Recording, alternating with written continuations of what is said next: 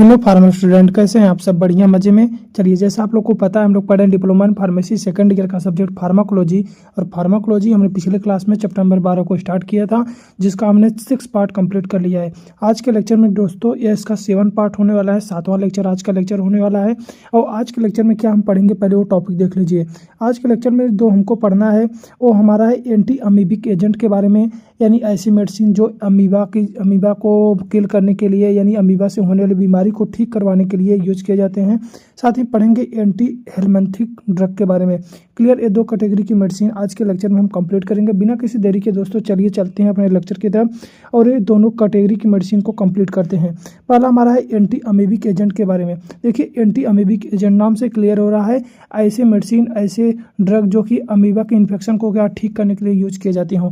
देखिए, anti amoebic drug वे medicine होती हैं, वे ड्रग होती हैं जो अमीबिक इन्फेक्शन, जैसे एंट अमीबा हिस्टोलेटिका, जो मेन अमीबा होता है, कौन सा है, एंट अमीबा हिस्टोलेटिका, अमीबा के इन्फेक्शन को ठीक करने के लिए, उसको ट्रीट करने के लिए यूज किए जाते हैं। ऐसे मेडिसिन को एंटी अमीबिक एजेंट के नाम से जाना जाता है। टाइप्स ऑफ अमीबियासिस हो सकता है इंटेस्टाइनल, जो हमारे इंटेस्टाइन में हो सकते हैं, जैसे जिसको कारण डायरिया हो सकता है, डिसेंट्री हो सकता है। साथ में एक्स्ट्रा इंटेस्टाइनल भी हो सकते हैं, जैसे लीवर एब्सेंस, यानी लीवर में होने वाले अमीबिक इन्फेक्शन। क्लियर, यानी ड्रग जो होगा टारगेट क्या होगा, ट्रोफोजाइट या सिस्ट फॉर्म ऑफ अमीबा पे क्या करेगा, एक्ट करेगा। कहने का मतलब जो हम दवा देंगे वो दवा ट्रोफोजाइट पे या सिस्ट पे, किसके सिस्ट पे, अमीबा के सिस्ट पे जाकर अफेक्ट करेगा, यानी उनके सिस्ट को जाके खत्म करेगा, जिसके कारण अमीबा की ग्रोथ नहीं हो पाएगी। एक इंपॉर्टेंट पॉइंट याद रखिएगा, लुमिनल अमीबिसाइड जो होते हैं इंटेस्टाइनल ल्यूमन में पाए जाते हैं, और टिश्यू अमीबिसाइड जो होते हैं टिश्यू इन्फेक्शन के लिए रिस्पॉन्सिबल होते हैं। क्लियर, एक होता है लुमिनल अमीबिसाइड्स, एक होता है टिश्यू अमीबिसाइड्स। जो लुमिनल होता है इंटेस्टाइनल ल्यूमन में पाया जाता है, लेकिन जो टिश्यू अमीबिसाइड्स होते हैं टिश्यू के इन्फेक्शन में पाए जाते हैं।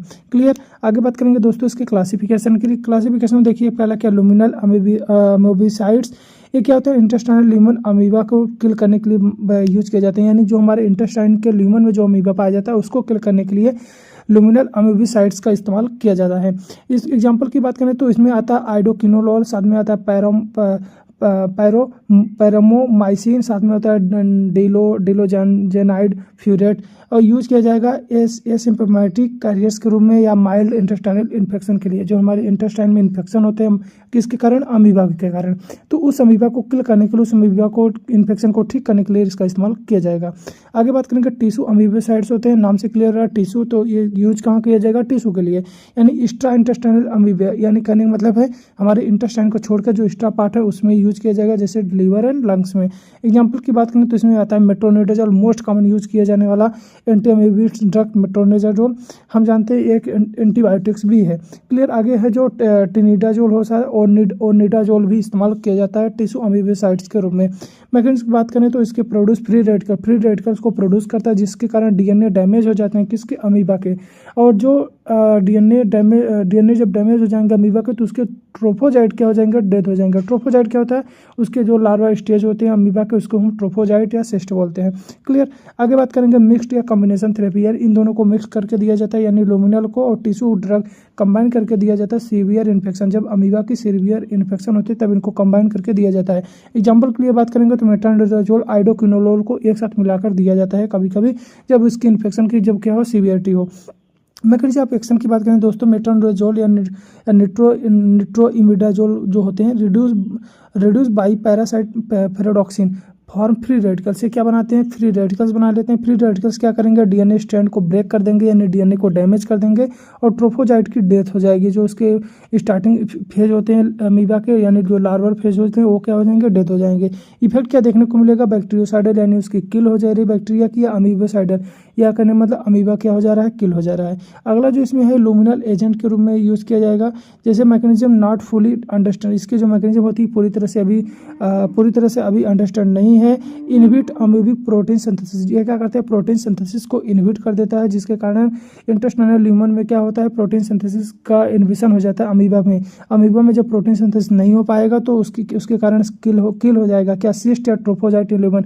जो भी अमीबा का सिस्ट है, जो भी अमीबा का ट्रोफोजाइट होता है, वो ल्यूमन के अंदर क्या हो जाएगा, मारा जाएगा।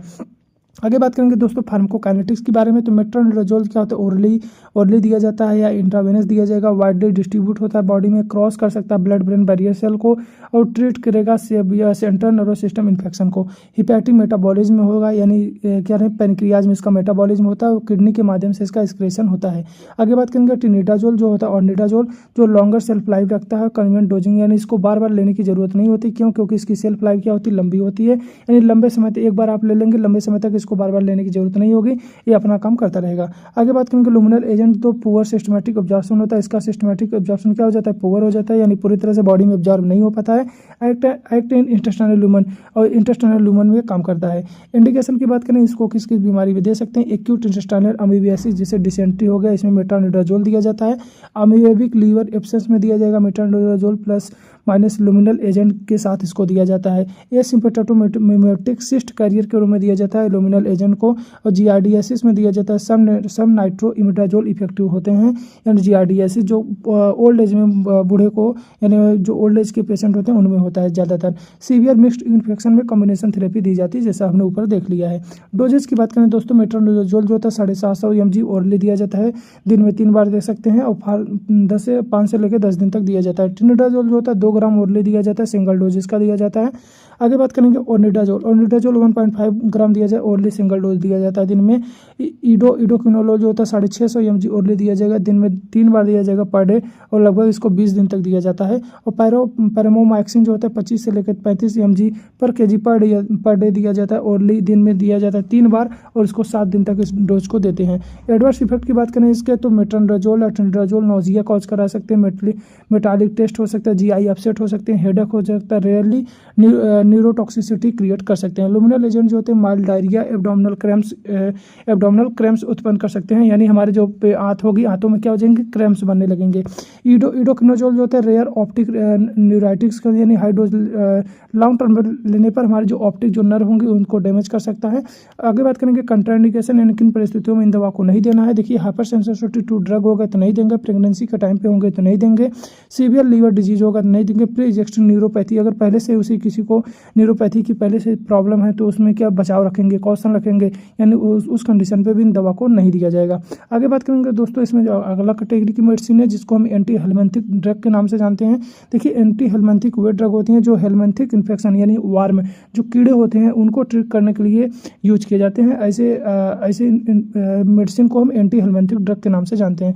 टाइप्स ऑफ हेलमिंथिक की बात करें तो देखा जैसे निमोटोइड्स होता है जो राउंड वार्म हो सकता है, स्कैरिस है, एंट्रोबियस होता है, सिस्टोट्स हो सकते हैं जैसे टेप वार्म कहा जाता है, टेनिया मोस्ट कॉमन जो बच्चों में जो देखे होंगे जो बोलते हैं ना चुन्नी काट रहा है, मतलब वो खुजली हो रहा है, एक प्रकार से, तो वो क्या होता है टेनिया टेप वार्म होता है।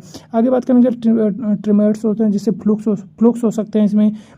इसके मैकेनिज्म की बात करें तो ड्रग पैरालाइज वार्म होता है, यानी सबसे पहले क्या करेंगे वार्म जो कीड़े होते हैं उसको पैरालाइज कर दिया जाता है, और डिस्टर्ब मेटाबॉलिज्म उसको फिर उसकी मेटाबॉलिज्म को क्या किया जाता है डिस्टर्ब कर दिया जाता है, और डैमेज इंटेगुमेंट, और उसको डैमेज करके क्या करते हैं उस कीड़े को मार देते हैं।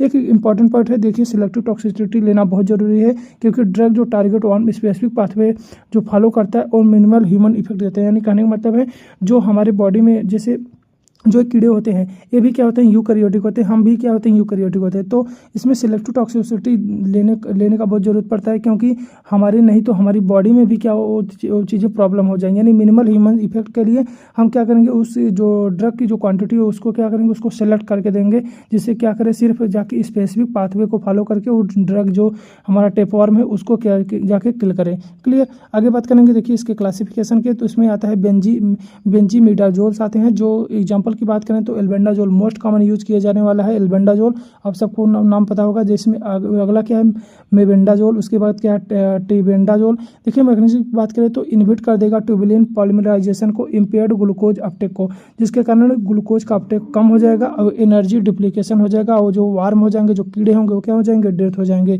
स्पेक्ट्रम की बात करें निमोटोड्स या सम सिस्टोड्स में इसका इस्तेमाल किया जाता है, यानी निमोटोड्स या सम सिस्टोड्स से होने वाली जो जो हेलमिंथिक इन्फेक्शन है उनमें इसका इस्तेमाल किया जाएगा। आगे बात करें तो इसमें आता है अगला कैटेगरी हमारा प्राजिक्विंटेल, जिसमें इंक्रीज कर देगा कैल्शियम परमेबिलिटी की, जिसके कारण मसल्स कॉन्ट्रैक्ट होंगे और वार्म पैरालाइज होकर और डेथ हो जाएंगे। जो हमारे वार्म्स होंगे, जो कीड़े होंगे, वो पैरालाइज होकर क्या हो जाएंगे, डेथ हो जाएंगे। स्पेक्ट्रम की बात करें तो इसमें आता है ट्रिमेटोड्स और सिस्टोड्स को इसको किल करने के लिए इस्तेमाल किया जाता है। आगे बात करेंगे तो इसमें आता है पैरेंटल पैमोट, जो कि क्या न्यूरोमस्कुलर ब्लॉकेज करता है, वार्म को पैरालाइज कर देते हैं। और इसमें स्पेक्ट्रम में बात करें तो इसमें आता है राउंड वार्म मेनली। और उसके बाद क्या है, आइवरमेक्टिन मोस्ट कॉमन यूज किया जाने वाला है। इसमें क्या होता है, increase chlorine influx via glutamate gallate channel के द्वारा होता है। क्लोरीन का इन्फ्लक्स हो जाता है सेल के अंदर, जिसके कारण हाइपरपोलराइजेशन देखने को मिलता है। और उसके कारण क्या होता है, जो वार्म हो जाएंगे, जो कीड़े होंगे, वो क्या हो जाएंगे, पैरालाइज हो जाएंगे। पैरालाइज होने के बाद डेथ हो जाएंगे। स्पेक्ट्रम की बात करें तो इसमें आता है स्ट्रोंगुलॉइड्स या ओनकोलोसिया अदर निमेटोड्स आते हैं इसके अंदर। मैकेनिज्म ऑफ एक्शन की बात करें दोस्तों तो इसमें आता है बेंजीमिडाजोल जो होते हैं बाइंड टू बीटा ट्यूबुलिन, जिसके कारण माइक्रोट्यूब्यूल फॉर्मेशन इनहिबिट हो जाता है। Warm can not absorb glucose, जो वार्म होते हैं ग्लूकोज को ऑब्जॉर्ब नहीं कर पाते हैं। एनर्जी डिप्लीकेशन, एनर्जी क्या हो जाती है, उनकी कम हो जाती है, जिसके कारण वो वार्म क्या हो जाते हैं, डेथ हो जाते हैं। इफेक्ट क्या देखने को मिलता है, बैक्टीरियोस्टैटिक होता है या साइडल हो जाता है, depending on the warm species. Warm की स्पीसीज पर डिपेंड करती है कि उसकी ग्रोथ को रुकेगी या वो पूरी तरह से किल हो जाएगी। आगे बात करेंगे जो इसमें आता है प्राजिक्विंटेल, जो अल्टर करता है कैल्शियम चैनल ट्रांसपोर्ट को इन वार्म मेम्ब्रेन में। जो क्या करता है, कैल्शियम ट्रांसपोर्ट को क्या कर देता है, अल्टर कर देता है, चेंज कर देता है। सस्टेन कंट्रक्शन देखने को मिलता है, जिसके कारण डिसलोकेमेंट एंड डेथ हो जाती है। यानी जो हमारे जो वार्म होते हैं उनकी क्या हो जाती है, डेथ हो जाती है। पैरालाइज या टेगुमेंट डैमेज हो जाता है। क्या देखने को मिलता है, जो वार्म हो क्या हो जाते हैं, पैरालाइज हो जाते हैं, टेगुमेंट हो जाती है, यानी कि जो सेल्स हैं क्या हो जाती हैं, डैमेज हो जाती हैं। आगे बात करेंगे इसमें क्या है, पैरेंटल पैमोट्स, जो स्टिमुलेट करता है निकोटिनिक एसिटाइलकोलिन रिसेप्टर को, जिससे स्पाइटिक पैरालिसिस देखने को मिलता है। वार्म एक्सपेल्ड बाय पैरालाइटिस, जो वार्म होते हैं उनको बाहर निकाल दिया जाता है, किसके द्वारा, पेरिस्टाल्टिस के द्वारा, ठीक, पेरिस्टाल्टिस के द्वारा। अगला जो है आइवरमेक्टिन एक्टिवेट कर देता है ग्लूटामेट गैलेट्स क्लोरीन चैनल को, जिसके कारण हाइपरपोलराइजेशन होता है। पैरालिसिस के कारण वो जो वार्म होते हैं वो क्या हो जाते हैं, डेथ हो जाते हैं। यानी immobilization warm for immune clearance, यानी इम्यून क्लियरेंस हो जाए, यानी जो आपकी इम्यून सिस्टम के कारण ऐसा होता है कि वो जो आपकी इम्यून सिस्टम क्या करती है, इस चैनल को क्लोरीन चैनल को ओपन करवाती है, एक्टिवेट कराती है, जिसके कारण हाइपरपोलराइजेशन होता है। पैरालाइज होकर वो वार्म क्या हो जाता है, डेथ हो जाता है। तो कहीं ना कहीं हमारा इम्यून सिस्टम इसमें क्या हो रहा है, उस वार्म को क्लियरेंस कर रहा है, यानी हमारी बॉडी से हटा रहा है।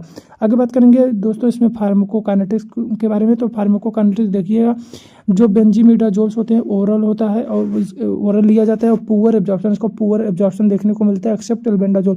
एल्बेंडाजोल का एब्जॉर्प्शन होता है वो अच्छा होता है, बाकी दूसरे जो क्या बेंजीमिडाजोल्स होते हैं उनका एब्जॉर्प्शन पुअर होता है। मेटाबोलाइट लीवर में होता है इसका। और अगला जो है प्राजिक्विंटेल ओरल होता है, रैपिड एब्जॉर्प्शन देखने को मिलता है। हेपेटिक में मेटाबोलाइट होता है और किडनी के माध्यम से एक्सक्रीट आउट होता है। अगला पेरेंटल प्रमोट्स, जो पुअर एब्जॉर्प्शन देखने को मिलता है, एक्ट ऑन इंटेस्टाइनल ल्यूमेन, और हमारे इंटेस्टाइनल ल्यूमेन में एक्ट करते हैं। अगला जो हमारा आइवरमेक्टिन क्या ओरल लिया जाता है, लिपोफिलिक होते हैं और हिपैटिक मेटाबॉलिज्म में होता है, साथ में बाइलरी एक्सक्रीशन देखने को मिलता है। इसका इंडिकेशन की बात करें किस परिस्थितियों में इन दवा को देना है, तो स्कैरिस में देना है, स्कैरिसिस में देना है, यानी स्कैरिस के कारण जो होने वाले वार्म होते हैं, साथ में ट्राइचुरियासिस में, हुकवार्म में, इन सब में दे सकते हैं। एंट्रोबियासिस में दे सकते हैं, टेनियासिस में, निमेटोड्स इन्फेक्शन में, ट्रिमोट्स इन्फेक्शन में, स्पॉन्जिलियोडिस में, ओनकोसरियासिस में, मिक्स्ड हेलमिंथिक इन्फेक्शन में, इन सब दवाओं को दे सकते हैं। देखिए दवा का उसके सामने उसका नाम लिखा हुआ है। आगे बात करेंगे डोजेस की, तो एल्बेंडाजोल जो होता है 400 mg सिंगल डोज दिया जाता है। मेबेंडाजोल जो होता है 100 mg दिन में 2 बार दिया जाता है 3 दिन तक। और जो प्राजिक्विंटेल होता है 25 mg पर kg दिया जाता है, दिन में 3 बार दिया जाता है 1 से 2 दिन तक। और पैरेंटल पैमोट जो दिया जाता है 11 mg पर kg सिंगल डोज दिया जाता है। आइवरमेक्टिन 200 माइक्रोग्राम पर kg सिंगल डोज दिया जाता है। आगे बात करेंगे दोस्तों इसके एडवर्स इफेक्ट के, तो बेंजीमिडाजोल जो होता है जीआई अपसेट करा देगा, यानी हेडेक और रेयर हिपेटोटॉक्सिसिटी क्रिएट कर सकता है। प्राजिक्विंटेल जो होता है एब्डोमिनल पेन, डिजीनेस, हेडेक करवाएगा। और पेरेंटल प्रमोट जो होते हैं माइल्ड जीआई सिम्टम्स क्रिएट करा सकता है। Ivermectin mild fever, redness, myalgia, hypotension जैसे समस्या उत्पन्न करा सकते हैं। आगे बात करेंगे इसके कंट्राइंडिकेशन, यानी किन परिस्थितियों में दवा को नहीं देंगे। अगर हाइपर सेंसिटिविटी है ड्रग के तो नहीं देंगे, प्रेगनेंसी के टाइम पे नहीं देंगे, सीवियर हिपैटिक इम्पेयरमेंट है तो नहीं देंगे, स्पेशल इसके लिए एल्बेंडाजोल या प्राजिक्विंटल के लिए। क्लियर। आगे बात करेंगे सीएनएस डिसऑर्डर है तो नहीं देंगे, मेनली किसके साथ, आयुर्वेटिन के साथ। अगर CNS disorder, central nervous system अगर कोई प्रॉब्लम है तो हम आयुर्वेटिन मेडिसिन को अवॉइड करते हैं, आयुर्वेटिन मेडिसिन को हम नहीं देते हैं। क्लियर। अगला जो हमारा एंटी मलेरिया एजेंट, इसको पढ़ेंगे अपने नेक्स्ट लेक्चर में। जैसा आप लोग को पता है हम लोग पढ़ रहे हैं सिर्फ दो टॉपिक को, दो क्लासिफिकेशन को, और इसको पढ़ेंगे नेक्स्ट लेक्चर में। तब तक के लिए आप इतना पढ़ते रहिए। अगर आपको जहाँ ना समझ आप हमको कमेंट करके बता सकते हैं। और अभी तक अगर आपने चैनल को सब्सक्राइब नहीं किया तो दोस्तों चैनल को सब्सक्राइब करिएगा, अपने दोस्तों के साथ जरूर शेयर करिएगा। तब तक के लिए पढ़ते रहिए। Bye bye.